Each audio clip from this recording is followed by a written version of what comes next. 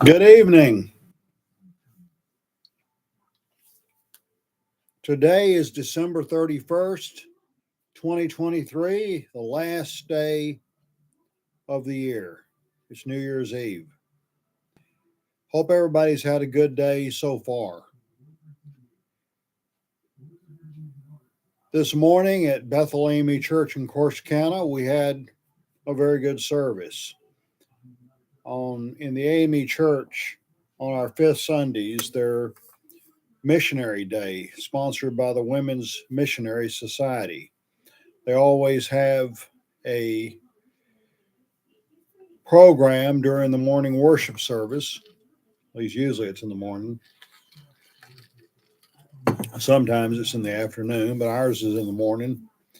And it's customary to have a female speaker, Reverend Pamela Colbert, a product of Bethel AME Church, currently the pastor of Brown Chapel AME Church in the nearby community of Pelham, Texas, was our speaker. She brought a very good message on don't waste your time and about using your time wisely, which is something that we all need to do.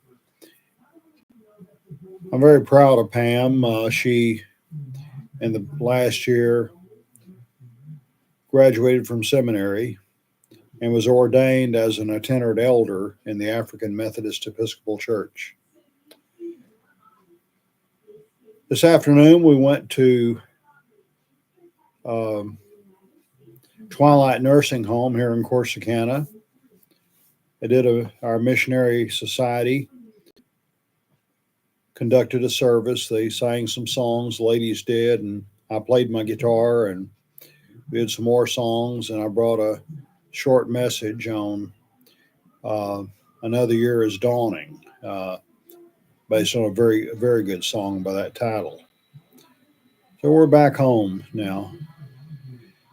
And I want to go back in time to a very important year in history and a very important year in my life, 1973, 50 years ago. Well, by the way, at church this morning, we had a visitor who is from the Pelham community, and it'll be next month, will mark 50 years since he and I were both in the master's program at Baylor University. He and I were in the same church state seminar under the late Doctors James Leo Garrett and Robert Miller. Glad to see Brother Bernard Porter, and good when classmates reunite. Anyway, as I was saying, 1973 was a very important year in my life. I had graduated from Baylor in May with my BA degree. I spent the summer selling books in Pulaski, Virginia. Every Sunday, by the way, we have a Black History Moment, not just in February. My wife was presenter this morning, and she talked about a blind gospel singer, Professor Harold Boggs, who was from Ohio, but traveled all over the country and doing concerts. During the summer of 73, he had a concert in Pulaski at the United Holiness Church, and I attended that concert, got to meet him and talk with him. I regret I had no more contact with him after that. He died in 2000, and I was pleased to learn that he had performed in my hometown of Waco, and that he knew my friend, the Reverend Dewey Pinckney, pastor of St. Mary's Baptist Church. Reverend Pinckney passed away in 1994. Well, I got back to Waco after a summer on the book field, which was very exciting. I did pretty good money-wise and learned a lot during that summer, and I started graduate school in church state studies at Baylor, and I joined St. Mary's Baptist Church. So the next year and a half, Reverend Pinckney was my pastor.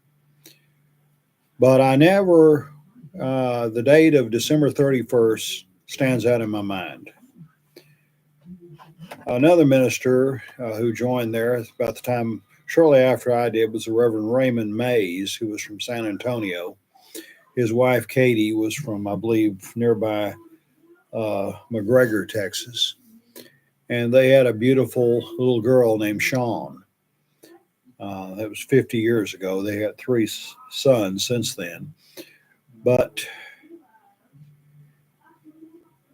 was working with the young people at St. Mary's, and we had a little get together on New Year's Eve at their apartment in Waco. A lot of the kids, they had, I remember Raymond Mays and I went to um, a convenience store located on the corner of 15th and Colcord in Waco. And we bought some milk, some chocolate powder, and maybe a few other things. And I never will forget what he told the sales clerk. This is all we're drinking tonight. You people think about New Year's Eve, uh, drinking certain other things that we were not doing that. That's all we're drinking tonight. And but they had a nice little party and some food and drink and non-alcoholic drink, and of course some dancing.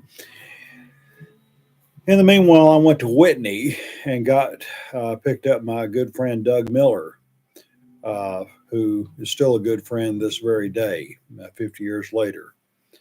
When Doug and I became friends, he was 15, I was 21.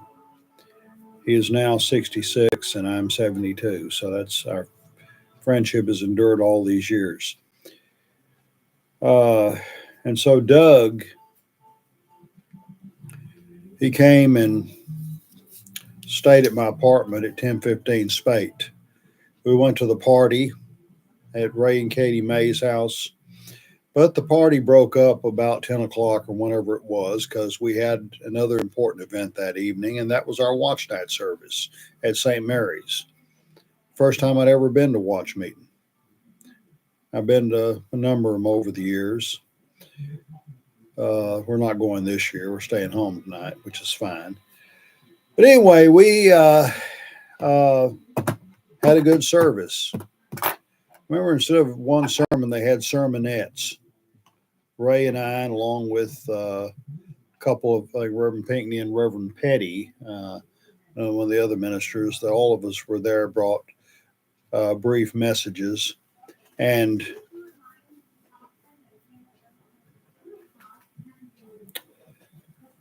what Ray said stood out to me. He said, a year ago, I wasn't even going to church. Now I'm preaching. I had praised the Lord. And at that time, I was a graduate student at Baylor, living at 1015 Spate with Mike Contreras Jr., my roommate. Mike and I maintained our friendship and up until his death in 2016. Mike was a great guy. He and some other guys that came to our party over there for just a little while. They didn't stay long, but Mike was out doing other things that night, and I did not think he was coming home. So we got back to the house after our watch night service, and Doug and I sat up and talked for a while. And then it was time to go to bed. He said, "You got any milk?" And I said, "You bet." Went to the refrigerator and poured us each a glass of milk. And I told him he could sleep in Mike's bed. Well, I didn't think Mike was coming home, but he did. He didn't stick around long. I don't know where he stayed that night. He didn't stay. He didn't sleep on the couch or anything like that. He found some other place to stay. But it was a joke. He came in, found Doug there. Hey, that's not me. But that was a interesting evening. There was also remember meeting for the first time a lady named Flo Smith. We're friends on Facebook today. She was from Waco, grew up in Pleasant Olive Baptist Church, which was also Reverend Pinckney's home church.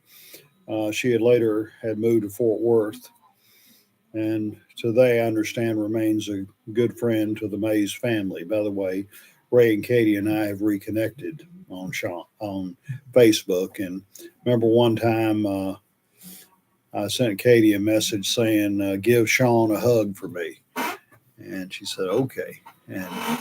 But next morning, I took Doug back to Whitney, and I went and visited some friends and former church members that I went from the time that I was pastor there. I remember visiting um, at the nursing home, the Park Plaza nursing home, and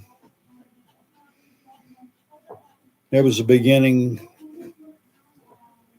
of another year, another semester. In 1974, I would complete my second semester in the master's program in church and state.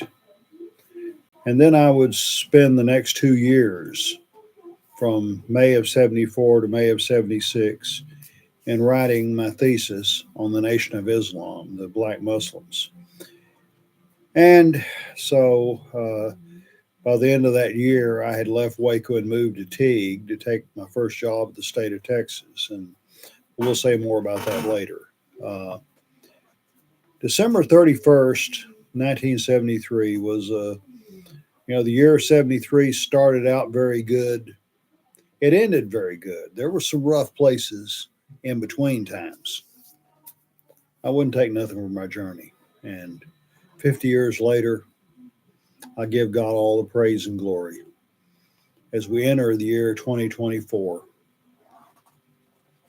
whatever you do tonight, put God first. I mean, I like to party as much as anybody does, but you don't have to overdo it. You don't have to get things carried away. And remember to acknowledge God's control of your life. He controls it all, not just the time you're in church, but every other aspect of it, including the social side. So, anyway, I wish everybody a very happy and blessed 2024. God bless.